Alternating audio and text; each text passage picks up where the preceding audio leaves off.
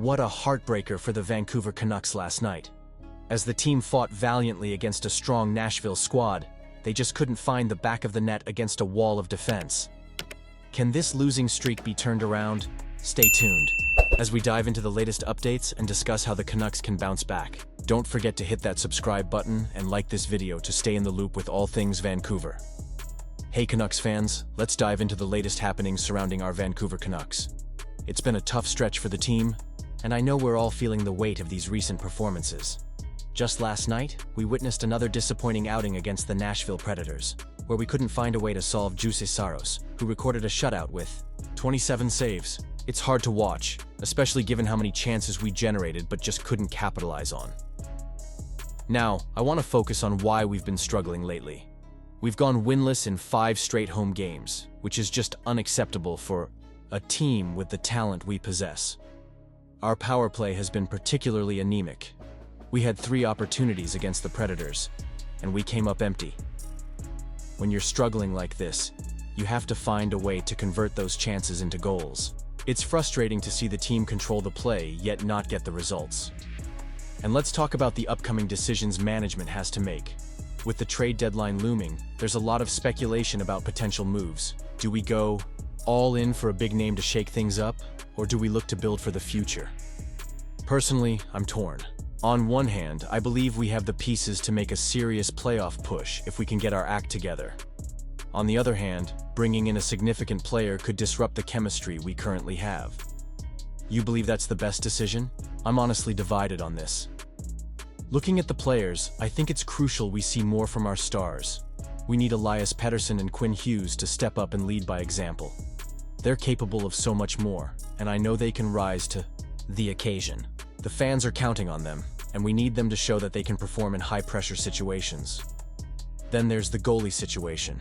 Kevin Lankinen had a decent showing with 16 saves, but let's be real, we need more consistency in goal.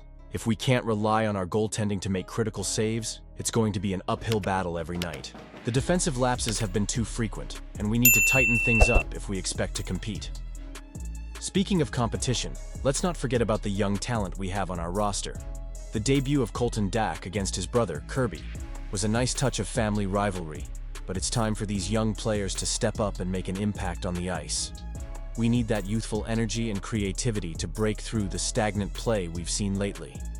As a fan, I'm looking for any sign of life from this team. I want to see the heart and hustle that made us fans in the first place. And let's be honest, it's tough to keep the faith when the results aren't matching our expectations. But I believe in this team and the potential they have. So, what do you think? Can we turn this ship around, or are we in for a long season? I want to hear your thoughts.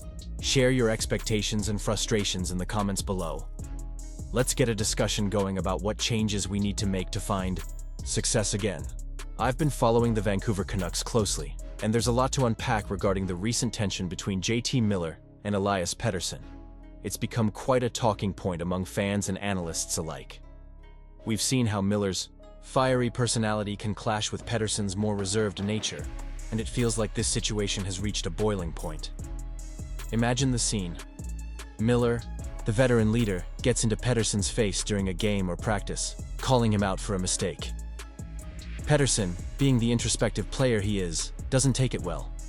Instead of hashing it out in the moment, the tension simmers beneath the surface, creating a rift that seemingly grows with each passing day.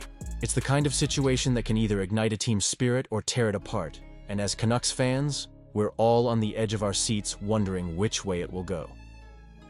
Now let's dive deeper into this dynamic. General Manager Patrick Alvin and head coach Rick Toche bring vastly different leadership styles to the table. Alvin's Swedish upbringing emphasizes collaboration and harmony, which aligns with Pettersson's personality. He likely understands the need for a supportive environment where Pettersson can thrive. However, this focus on diplomacy can sometimes lead to slow progress, especially in a high-stakes sport like hockey. On the other hand, Toche embodies a more direct American coaching style. He thrives on intensity and straightforward communication, which fits well with Miller's outspoken disposition. This approach can be effective for motivating players like Miller, but may not resonate with someone like Pettersson, who might need a little more finesse in communication. If Tocche's methods don't adapt to accommodate both players, we risk seeing that rift widen even further. The real challenge for the Canucks lies in aligning these leadership styles. Alvin needs to balance his diplomatic instincts with Tocche's need for immediate results. If they can't find common ground, the resulting discord could complicate their efforts to resolve the Miller-Pettersson situation. For the team to succeed, they must demonstrate unity in the face of adversity, setting a strong example for the rest of the players. Let's talk about the implications of potentially trading either Miller or Pettersson. It's a conversation that's buzzing around the fan base, but I can't help but feel that this isn't the right path.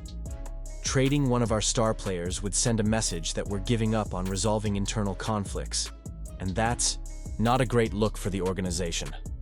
If we want to build a competitive team, we should focus on nurturing these relationships, rather than throwing away our talent.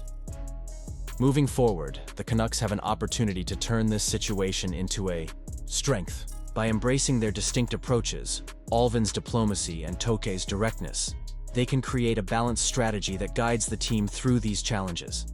It's about finding a way to leverage both styles to foster a cohesive environment where all players can thrive. So, what do you think? Was the decision to let this rift simmer rather than making a drastic move the right call? I'm honestly torn. On one hand, I see the value in maintaining our roster and fostering growth. On the other, the pressure to win now can't be ignored. I want to hear your thoughts on this. Are you in favor of keeping both players to work through their differences, or do you think a trade might be our best bet? Let's get the conversation going in the comments. Share your expectations, frustrations, and hopes for the Canucks moving forward. And remember, if you want to stay updated on all things Canucks, don't forget to like this video, share it with your fellow fans, and subscribe to the channel. Hit that notification bell so you never miss an update. We're all in this together as Canucks fans, and I can't wait to see where this season takes us.